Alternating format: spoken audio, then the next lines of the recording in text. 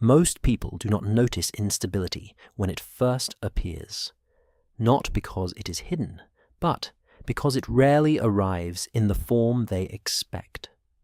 There are no immediate shortages, no dramatic political declarations, no visible collapse of institutions. The trains still run, supermarkets remain full. Construction cranes continue turning above city skylines. Banks continue advertising confidence. And for a long time, daily life continues just enough to preserve the impression that the foundations underneath it must still be strong. Australia spent decades building exactly that impression. To much of the world, it appeared unusually durable. It avoided the worst of several global recessions. Its banking sector was considered disciplined. Population growth remained steady. Resource exports created long periods of prosperity that many advanced economies quietly envied. Even during moments of global uncertainty, Australia often seemed insulated by geography, commodities, and political continuity. Analysts described it as resilient, stable, safe. And for a generation of middle-class Australians, that description felt accurate enough to trust. But systems rarely weaken from a single shock. More often, they become fragile through long periods of success. Stability itself changes incentives. Governments grow accustomed to uninterrupted growth. Financial institutions begin treating elevated asset prices as permanent conditions rather than temporary outcomes. Households slowly reorganize their lives around assumptions that only function if prosperity continues indefinitely. Over time, the structure beneath the stability begins to narrow. In Australia's case, housing gradually stopped functioning primarily as shelter, and increasingly became the mechanism through which national confidence expressed itself. Rising property values were not merely tolerated. They became central to retirement expectations, household wealth calculations, lending practices, state revenues, and political caution. Entire sections of the economy adjusted themselves around the continuation of that upward movement. Historically, this pattern is not unusual. Spain experienced versions of it before the 2008 financial crisis. So did parts of Canada during prolonged housing expansion. Japan in the late 20th century developed its own form of asset certainty, where land values appeared almost incapable of meaningful decline. In each case, the system did not fail because people suddenly became irrational. It weakened because stability changed what institutions considered normal. The most important shifts are often behavioral, long before they become financial. Younger households begin postponing milestones that earlier generations treated as routine. Families remain renters longer than expected. Dual incomes become necessary not for advancement, but for maintenance. Professionals with stable employment discover that security no longer produces the lifestyle it once guaranteed. Meanwhile, older asset holders experience the same environment very differently, because systems built around asset appreciation reward timing as much as labor. At first, this merely feels unfair. Later, it begins altering social trust itself. The language surrounding national prosperity also changes quietly. Economic growth continues to be reported in aggregate terms, even while daily experiences become increasingly narrow. Strong headline numbers coexist beside rising private anxiety. A country can technically expand while portions of its middle class begin feeling psychologically defensive. That contradiction confuses people because modern societies are taught to interpret growth as proof of collective improvement. History suggests otherwise. Late-stage stability often produces environments where official indicators remain convincing even as ordinary confidence begins eroding underneath them. The Soviet Union maintained impressive industrial statistics deep into periods of internal exhaustion. Argentina repeatedly experienced phases where financial systems appeared functional shortly before confidence abruptly reversed. Britain after the Second World War remained globally recognizable as powerful long after many domestic realities had fundamentally changed. Decline in advanced systems is rarely experienced first through catastrophe. It is experienced through compression, a narrowing of expectations, a growing sense that ordinary effort no longer restores predictability. And once that feeling begins spreading through the middle class, stability itself starts becoming more difficult to maintain. Because middle classes do not merely consume prosperity. Historically, they are often the emotional infrastructure that allows societies to believe in continuity. What makes these periods difficult to recognize in real time is that the mechanisms behind them rarely appear dangerous individually. No single policy creates the entire condition. No single institution controls it completely. Instead, fragility emerges from the interaction between incentives that all appear rational when viewed separately.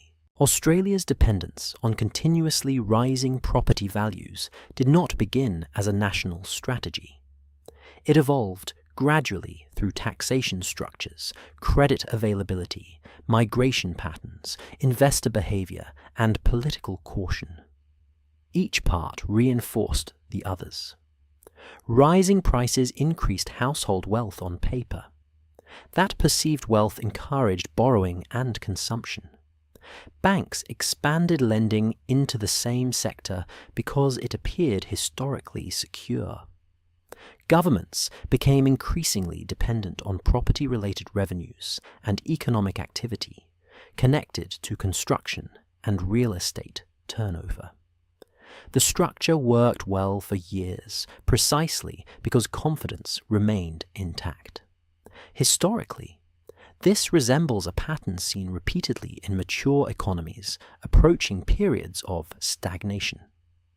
Asset appreciation begins replacing productivity growth as the primary source of perceived prosperity, instead of societies becoming substantially more efficient, more innovative, or more materially abundant. Wealth increasingly concentrates through ownership of existing assets.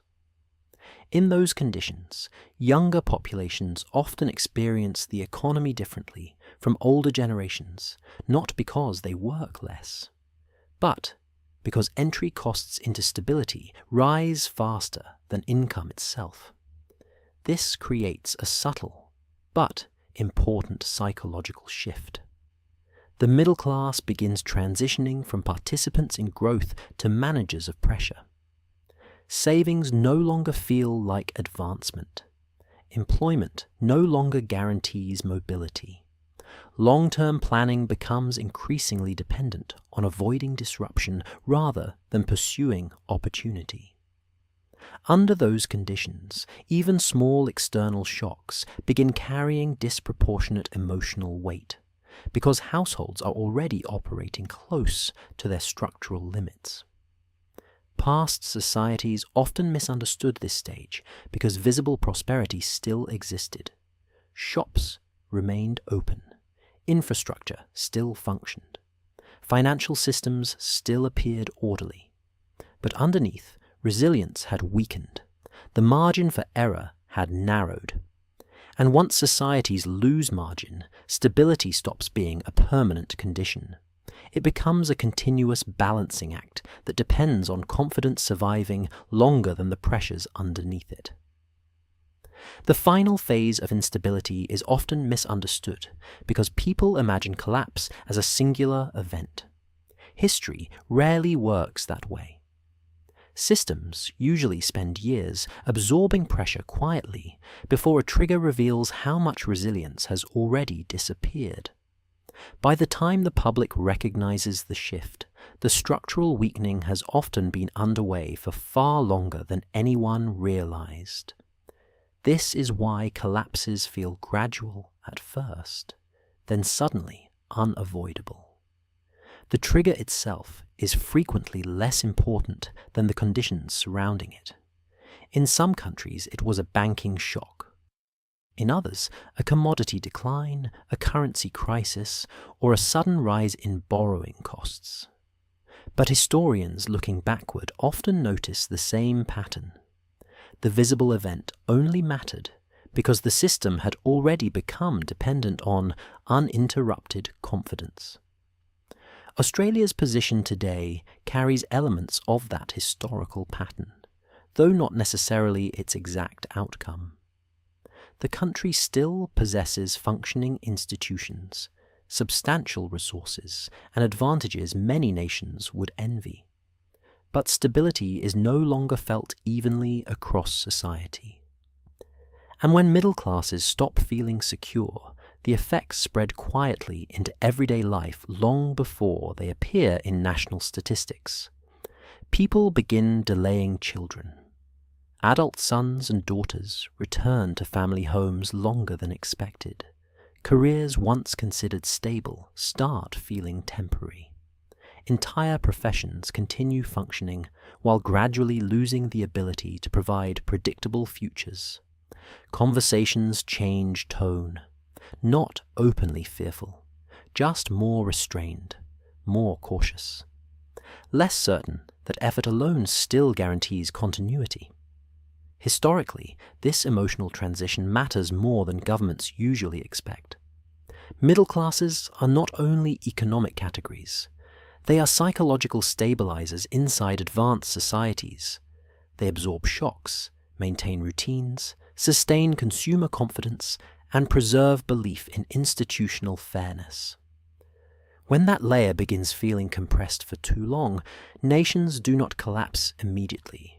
Instead, they slowly become harder to govern, harder to unify, and harder to reassure.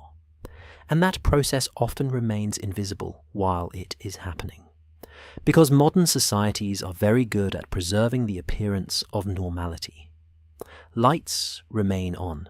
Markets continue operating. Public language stays optimistic.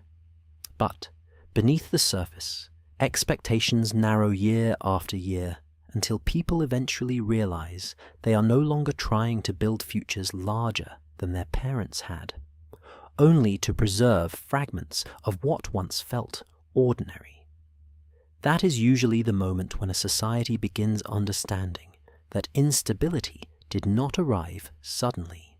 It had been accumulating quietly the entire time.